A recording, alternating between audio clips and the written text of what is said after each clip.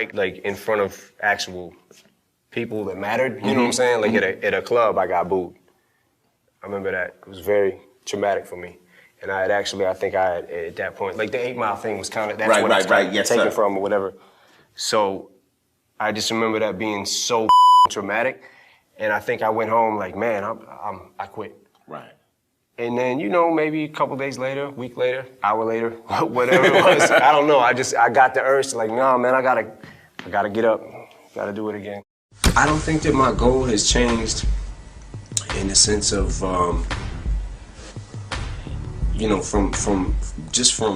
this, I rap from the same aspect of when I was a kid. Like, I just wanted to get the respect. I just wanted to get a reaction out of people. I just wanted to be heard, and I wanted people to respect what I do and respect the fact that I respect the craft, you know what I mean, of MCing. So I really just it's pretty much the same thing today. Hip-hop has always been about bragging and boasting, and I'm better than you with this, and I'm better than you with that. And I finally found something that, yeah, this kid over here, he may have more chicks, like he may have better clothes or whatever, but he can't do this like me. You know what I mean? He can't write what I'm writing right now. And it started to feel like, maybe Marshall's getting a little respect.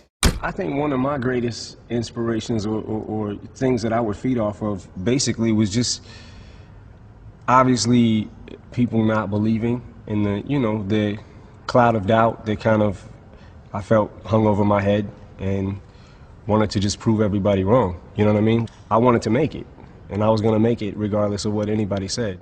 I don't know how I would describe my flow. I think that I developed the flow from so many other different artists. Like, I was inspired by, I would have to say, early on, LL, Beastie Boys, Run DMC, then it became, and Rakim, and then it kind of started going into maybe Cool G Rap, KRS-One, Tretch from Naughty by Nature.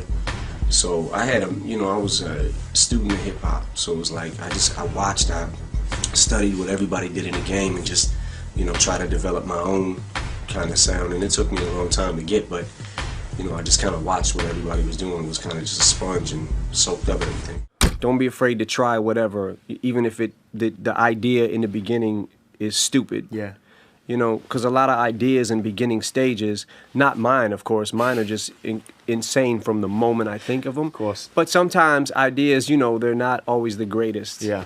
No, I mean, Don't be afraid to fail, basically, to get somewhere else, to get on the journey. Absolutely. Yeah. So if you say one thing that's going to spark another thing to lead to a better thought. Yeah. Like always with anything, you got to take the good with the bad, You might...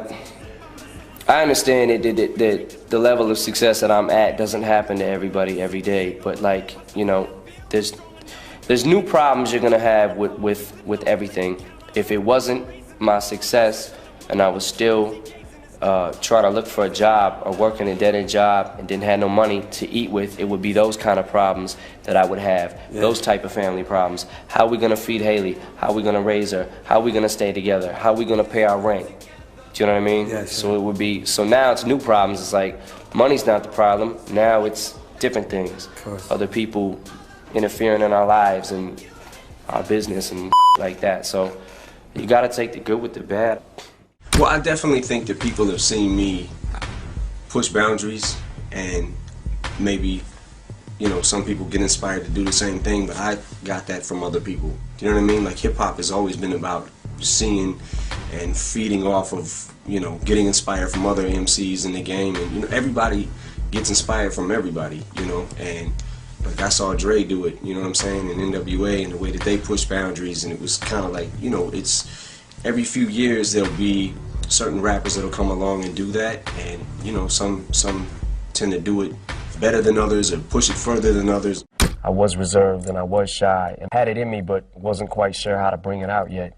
I wanted people to hear me so bad, and I wanted to do my shit, but it was like, them jitters and them, I'm scared, I'm not scared. That whole struggle and everything, especially early on for me, which I love being on stage and stuff like that. Once I got a mic, I was cool, but it was that prompted me to do it and get up there and not be scared to grab that and just rock. I feel like anybody can do anything they set their mind to. But it depends on how bad you want it, and I wanted to do it. You know, at this stage of my life, I don't feel like there's too much that I can't do. I don't mean to sound cocky or nothing, but if I like really, really want to do it, I don't give up that easy. You know, back then, somebody would call somebody out on the mic, and I don't think I ever called anybody out. I always got called out. You know what I'm saying? You know, somebody had a mic, and the white boy over there can get it too. So break me down. Like, how would you break down an MC? I'm gonna give you a pass to break me down. If I was an MC just stepping at you like this, you know. If you was an MC and you had caught me out, yeah. Well, it would depend on. It probably would depend on what I said, what you said to me in order for me to throw it back. But I'll say top of the head, Slim Shady. Weaker than the ankles on the elderly lady. Fake it in a mannequin, posing at Old Navy. Screw it, I'ma change your name, introducing Slim Brady. Then I would say to you, off the top of your head, that's not off the top of your head, I'll take the turban off the top of your head. If you flat on the ground dead, yo, I'm #1. And that suit right there is from 1981.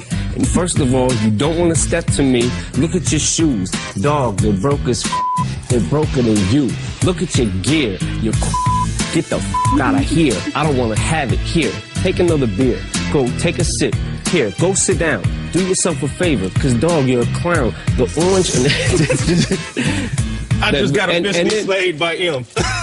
And then, you know, the best part about it was, no matter what somebody said to the next person, you shake hands. You know what I'm saying? And it was all